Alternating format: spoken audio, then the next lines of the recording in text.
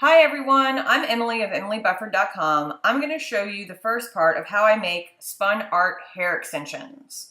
First, we're going to prep the wool by carding it, and then we're going to spin the wool on the spinning wheel.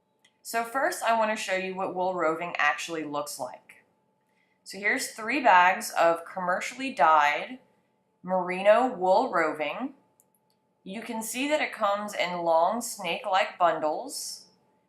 It's usually sold by weight, not by length, and this is about 9 ounces of wool roving that I have in front of me. Next step is hand carding. So here are my hand carders. They are actually wooden paddles with a rubber mat on top with little teeth sticking out. You can see here the teeth are kind of bent at the ends.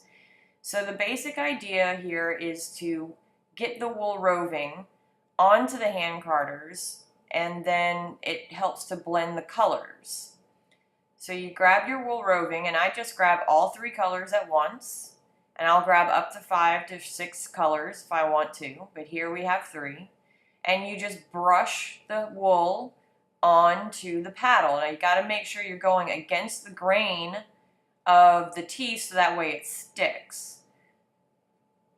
And you can see it does take some muscle to do this part. So you just get lots of roving on there, and then you pick up your other paddle and you brush it out. And once you've got most of it transferred onto the other paddle, you get the rest of it, just a little bit left, like that. And then you simply peel the wool off of the hand carder. Now I like to work with my wool as this sort of fluffy light cloud. But a lot of people like to take their wool after they've gotten it off the hand carder and actually roll it up into what is known as a wool rolag.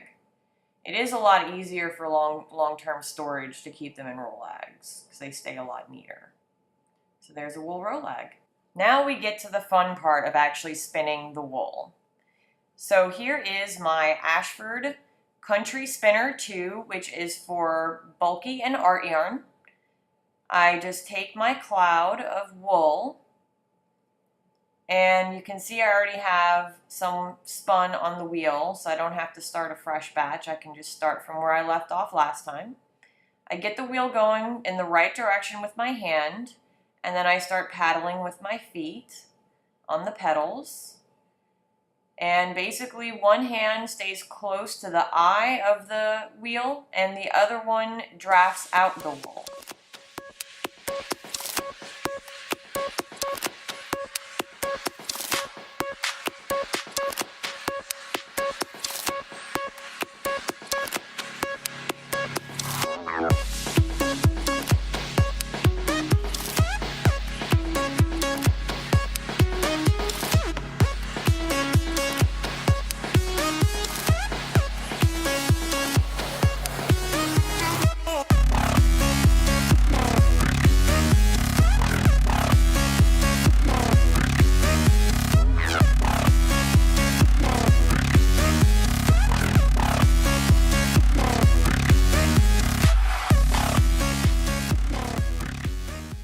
I stop spinning whenever I want to and leave it for the next day.